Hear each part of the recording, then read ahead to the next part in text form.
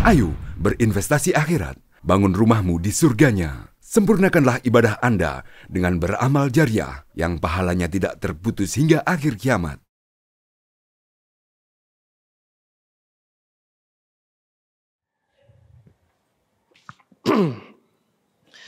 Alhamdulillah, alhamdulillahil wahidil qaharil azimil jabbar, al-alimi bima fi dhamairi wa khafiyil asrar. Ahmaduhu subhanahu wa ta'ala ala ni'ami tatawakkal amtar, wa ashkuruhu syukra ibadihil akhyar. Ashhadu an la ilaha illallah wahdahu la syarika lahul karimul ghaffar, wa ashhadu anna Muhammadan abduhu wa rasuluhul mustafal mukhtar. Allahumma salli wa sallim ala sayyidina Muhammadin wa ala alihi wa sahbihi salatan wa salaman daimaini mutalazimaini madama laila wan nahar. Amma ba'du, fa ya ayuhan nas ittaqullaha wantau ma harama alaikum minal khotoya wal auzar waf'alul khairati qabla dzikri wal aisar. Kaum muslimin, jamaah salat Jumat yang semoga dan selalu dirahmati Allah Subhanahu wa taala. Marilah senantiasa bagi kita semua untuk selalu bertakwa dan terus meningkatkan nilai-nilai ketakwaan kita kepada Allah Subhanahu wa taala dengan sebenar-benarnya takwa. Takwa dalam artian mengerjakan segala bentuk perintah-perintah Allah dan juga menjauhi segala bentuk larangan-larangan dari Allah Subhanahu wa taala. Juga takwa yang dapat menumbuhkan rasa syukur kepada Allah Subhanahu wa taala atas segala kenikmatan yang diberikan Allah kepada kita semua. Baik itu kenikmatan kesehatan, kesempatan, rezeki yang berlimpah dan lain sebagainya. Semua itu patut untuk kita syukuri dengan sepenuh hati. Lebih dari itu, datangnya bulan Zulhijjah saat ini harus menjadi momentum bagi kita untuk memperkuat keimanan kita kepada Allah Subhanahu wa taala dengan sebenar-benarnya iman, juga memperkuat ketakwaan kita kepada Allah Subhanahu wa taala dengan sebenar-benarnya takwa. Mengapa demikian? Sebab di bulan ini terdapat dua ibadah utama yang sangat mulia dan identik dengan Idul Adha, yaitu menyembelih hewan kurban dan melaksanakan ibadah haji ke Baitullah. Kedua ibadah ini merupakan wujud konkret dari rasa syukur kita atas penghambaan kita kepada Allah Subhanahu wa taala. Kaum muslimin jamaah salat Jumat yang dirahmati Allah, ibadah kurban dan haji tidak bisa dipisahkan dari hari raya Idul Adha. Keduanya bukan hanya membutuhkan niat dan kemauan, tetapi juga perjuangan. Mengapa demikian? Karena kita semua tahu bahwa saat ingin melaksanakan ibadah haji dan kurban, kita harus mengeluarkan harta yang tidak sedikit jumlahnya. Diperlukan dana yang banyak untuk melaksanakan ibadah haji.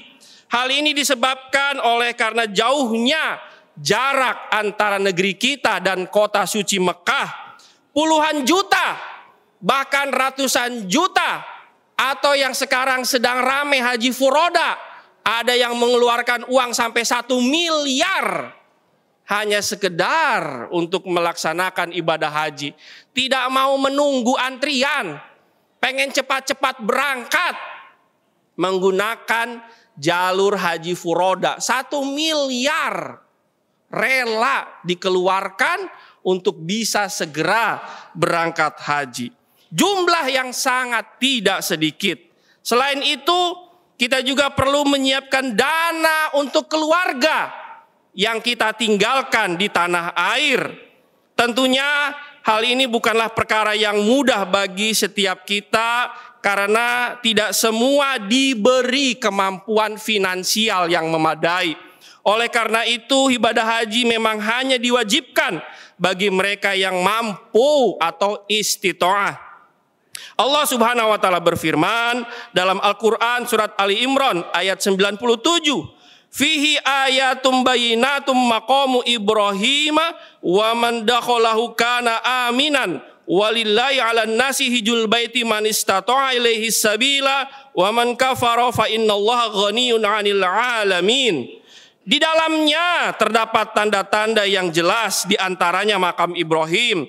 Siapa yang memasukinya Baitullah, maka amanlah dia. Di antara kewajiban manusia terhadap Allah adalah melaksanakan ibadah haji ke Baitullah, yaitu bagi orang yang mampu mengadakan perjalanan ke sana. Siapa yang mengingkari kewajiban haji, maka sesungguhnya Allah Maha Kaya tidak memerlukan sesuatu pun dari seluruh alam.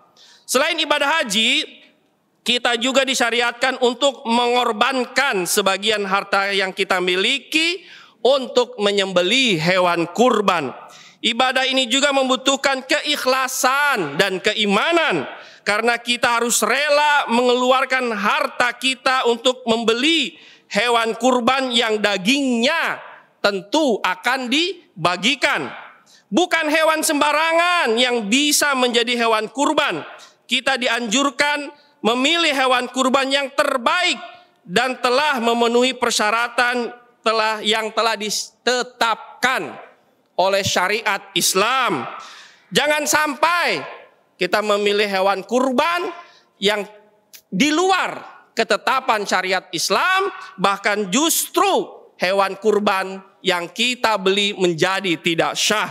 Rasulullah Shallallahu Alaihi Wasallam bersabda, yang artinya ada 4 macam hewan yang tidak sah dijadikan hewan kurban. Pertama, yang matanya jelas-jelas buta. Kedua, yang fisiknya jelas-jelas dalam keadaan sakit. Ketiga, yang kakinya jelas-jelas pincang. Dan keempat, yang badannya kurus lagi tak berlemak. Hadis riwayat At-Tirmizi dan Abu Daud. Dengan syarat-syarat ini, maka jelas bisa dipahami bahwa kita harus merogoh saku lebih dalam lagi untuk menyiapkan uang dan benar-benar menguatkan tekad dan keimanan untuk dapat membeli hewan kurban. Kaum muslimin jamaah sholat Jumat yang dirahmati Allah, kedua ibadah yang hadir pada momentum Hari Raya Idul Adha ini benar-benar menguji keimanan dan menunjukkan seberapa besar rasa syukur kita atas nikmat yang telah Allah berikan. Pengorbanan harta dan materi dalam ibadah haji dan kurban sejatinya adalah wujud syukur atas nikmat yang diberikan Allah kepada kita semua, yang tentunya harus kita tasarufkan kepada hal-hal yang diridhoi oleh Allah Subhanahu wa taala. Karena itu Idul Adha saat ini merupakan momen yang sangat tepat untuk memperkuat keimanan dan mewujudkan rasa syukur kita kepada Allah Subhanahu wa taala. Ibadah kurban dan haji dengan biaya yang tidak sedikit harus memberikan kesadaran bahwa harta yang kita miliki merupakan titipan dari Allah Subhanahu wa taala, yang tentu saja akan dimintai pertanggungjawaban di akhirat kelak. Kita ingin merasakan kenikmatan yang diberikan Allah kepada kita. Bagaimana kita mau merasakan nikmatnya kurban kalau kita sendiri tidak pernah mau berkurban? Bagaimana rasanya ingin merasakan nikmatnya pergi haji kalau kita sendiri tidak mau melaksanakan ibadah haji? Bagaimana rasanya mau merasakan kenikmatan dari Allah kalau kita sendiri tidak mau bersyukur kepada Allah Subhanahu wa taala? Allah Subhanahu wa taala berfirman dalam Al-Qur'an surat Ibrahim ayat 7, Wa iz ta'azzana rabbukum la in syakartum la azidannakum wa la in kafartum inna azabi lasyadid. Ingatlah ketika Tuhanmu memaklumkan, sesungguhnya jika kamu bersyukur, niscaya aku akan menambah nikmat kepadamu. Tetapi jika kamu mengingkari nikmatku, sesungguhnya azabku benar-benar sangat keras. Kaum muslimin, jamaah sholat Jumat yang dirahmati Allah, hubungan antara ibadah kurban dengan rasa syukur atas nikmat Allah Subhanahu wa taala juga termaktub dalam Al-Qur'an surat Al-Kautsar. Inna a'tainakal kautsar fasholli li rabbika wanhar inna syani'aka huwal abtar. Sesungguhnya kami telah memberimu Nabi Muhammad nikmat yang banyak, maka laksanakanlah sholat karena Tuhanmu dan berkurbanlah. Sesungguhnya orang yang membencimu dialah yang terputus dari rahmat Allah. Dalam kitab Tafsir Al-Misbah jilid ke-15 dijelaskan, surat ini berisi perintah Allah kepada Nabi Muhammad SAW untuk melaksanakan sholat dan menyembelih hewan kurban sebagai bentuk rasa syukur dan nikmat yang telah Allah berikan. Perintah untuk berkurban memiliki arti yang luas, yakni menunjukkan rasa syukur yang diberikan Allah kepada kita semua. Kaum muslimin, jamaah sholat Jumat yang dirahmati Allah, kurban merupakan kewajiban bagi yang mampu. Akan tetapi, kemampuan ini masih menjadi pertanyaan besar. Apakah seseorang yang dikatakan mampu itu harus memiliki harta ratusan juta? Apakah seseorang yang dikatakan mampu itu harus memiliki kelebihan harta miliaran? Sebab kurban kalau dihitung-hitung sangatlah murah. Mengapa murah? Kalau tidak bisa beli sendiri, boleh patungan. Rata-rata patungan 2.500.000. Kalau 2.500.000, ini kita hitung-hitungan saja. Kalau 2.500.000 dibagi 12, maka sekitar 208.000 atau 209.000 per bulan. Kalau 208.000 dibagi 30, artinya 1 bulan 30 hari, maka 1 hari cuma 7.000 rupiah. 7.000 rupiah kita sisihkan, kita niatkan, kita eksekusi, kita laksanakan untuk kurban. Namun anehnya, namun sayangnya, masih banyak orang yang tidak mau melaksanakan ibadah kurban. Uang yang dia miliki lebih senang dibelikan rokok, lebih senang dibelikan hal-hal yang lain. Lebih parah lagi, uang yang dimiliki dipakai untuk main judi, dipakai untuk maksiat, dipakai untuk mabok. Tidak mau melaksanakan perintah Allah. Hanya 7.000 1 hari disisihkan. Coba kalau dibelikan rokok, 1 bungkus 15.000, 30.000, lebih mahal. Tapi sayangnya kita tidak mau melaksanakan ibadah kurban. Padahal ibadah kurban bukan hanya sebagai bentuk rasa syukur kita kepada Allah, tapi juga bisa memberikan kebahagiaan kepada orang lain. Di saat kita hari ini mampu makan daging, ada saudara-saudara kita yang tidak mampu beli daging. Saya pernah ketemu orang dari pulau datang ke Sorong, baru ketemu nasi. Selama di pulau tidak pernah makan nasi. Sampai di Sorong makan nasi. Dia bahagia sekali. Bahagia karena bisa makan nasi. Bayangkan, itu baru nasi. Bagaimana dengan daging? Jadi oleh karena itu, dengan berkurban, maka kita juga memberikan kebahagiaan kepada orang lain. Namun sayangnya, banyak dari kita tidak menyadari akan hal itu.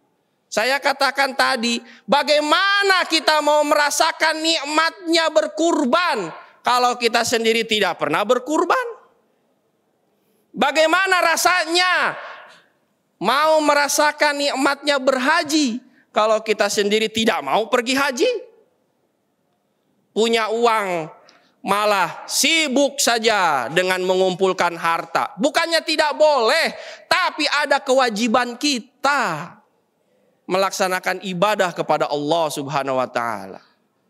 Jadi oleh karena itu, mari kita niatkan, mari kita laksanakan, kita kumpulkan uang kita sedikit demi sedikit hingga cukup nanti untuk patungan. Insya Allah kalau tidak tahun ini ya tahun depan minimal kita patungan untuk bisa melaksanakan ibadah kurban. Terlebih lagi kalau memiliki rezeki yang lebih, insya Allah daftar haji agar kita dapat melaksanakan ibadah haji ke Baitullah. Semoga khutbah Jumat ini bisa memberikan manfaat untuk kita semua. Barakallahu li wa lakum fil Qur'anil Karim wa nafa'ani wa iyyakum bima fihi minal ayati wa dzikril hakim wa taqabbala minni wa minkum tilawatahu innahu was-sami'ul alim wa qur rabbighfir warham wa anta khairur rahimin. اللهم صل على سيدنا محمد وعلى آل سيدنا ومولانا محمد.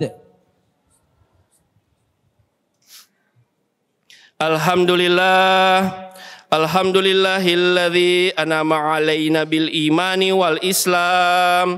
Asyhadu an la ilaha illallah wahdahu la syarikalah wa asyhadu anna sayyidina Muhammadan abduhu wa rasuluh.